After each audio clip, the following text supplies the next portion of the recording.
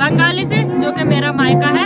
आज मैं अपने ब्लॉग के स्टार्टिंग सुबह के 10 बजे के टाइम से शुरू कर रही हूँ। जैसा कि आपको पता है कि हमारे गांव में कल रात को देवताओं का मंडाल लगा था और आज गांव में लाटू देवता की पूजा है।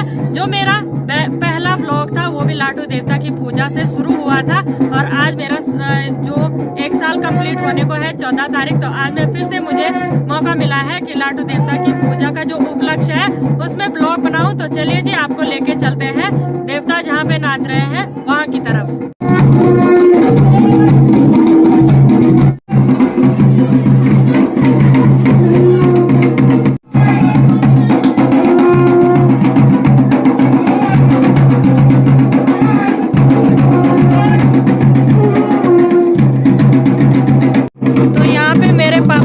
गोरिल देवता अवतरित होते हैं, तो गोरिल देवता ने भी हमें दर्शन दे दिए हैं।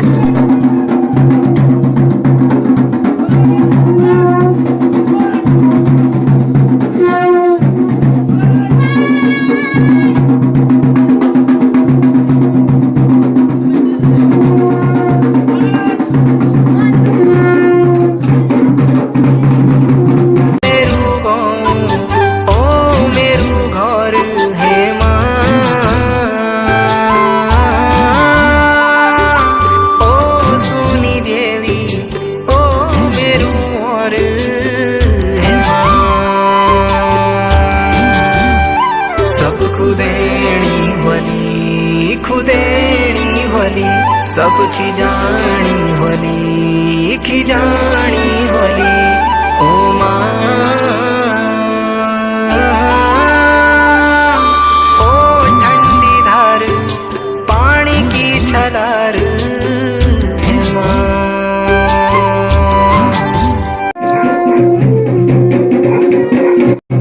तो दोस्तों, रात के टाइम पे तो आपको नहीं दिखा पाई थी, लेकिन जो ये सुबह के टाइम का व्यू है काफी प्यारा लगा है।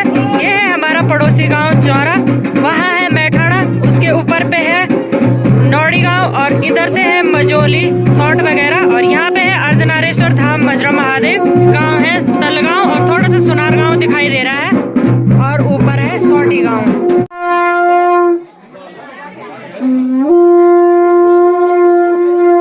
यहाँ पे हमारे दादाजी बहुत अच्छा प्रदर्शन दिखा रहे हैं। वेरी गुड दादा, धन्यवाद आपका। वही तो छोड़ चलो अन्य बजा सकड़ा।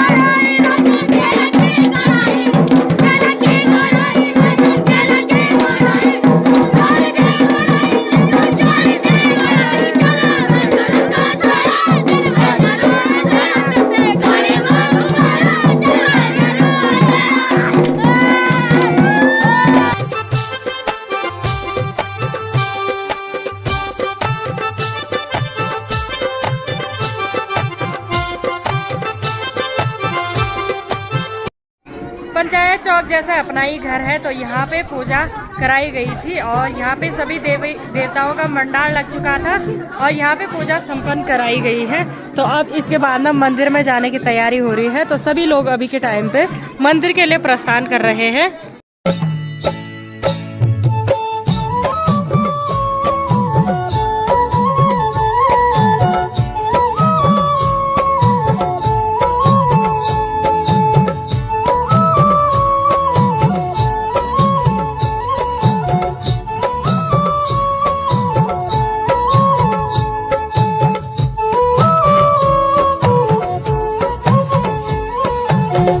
तो अभी यहाँ से सारे लोग ना मंदिर के लिए प्रस्थान कर रहे हैं और अभी के टाइम पे हमारे गांव की जनसंख्या काफी ज्यादा देखने को मिल रही है।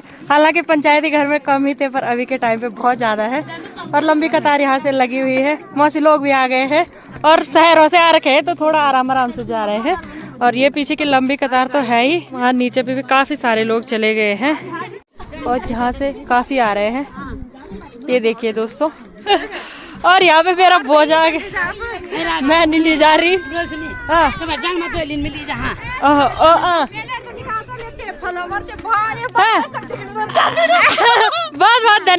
खुशी ने मेरे से बात ही नहीं की, तो मैंने सोचा ये मुझे नहीं जानती होगी, इस वजह से तो मैंने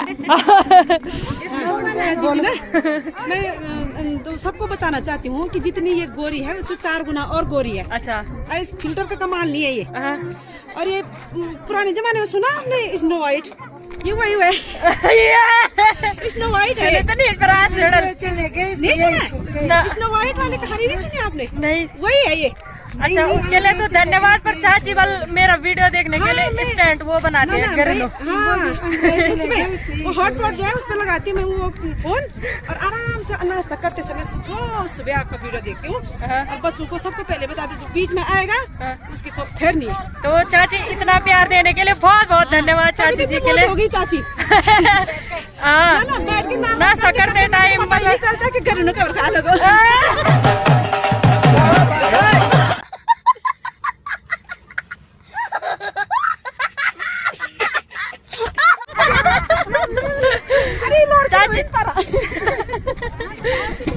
चाची असली में और ज्यादा मजाक किया है। वैसे तो फोन के सामने भी मजाक कर रही है, पर असली में ज्यादा करती है, इसलिए इनके सामने थोड़ा वीडियो बनाने में शर्म ही नहीं आती है।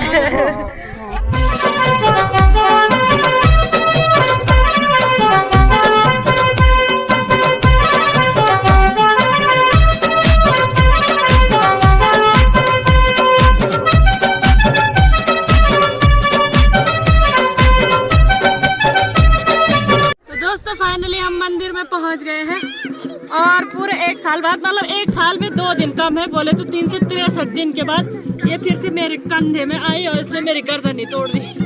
बहुत आफत आई रास्ते में। चलो मंदिर में पहुंच गए हैं, अब आपको मंदिर प्रांगण में लेके चलते हैं। चल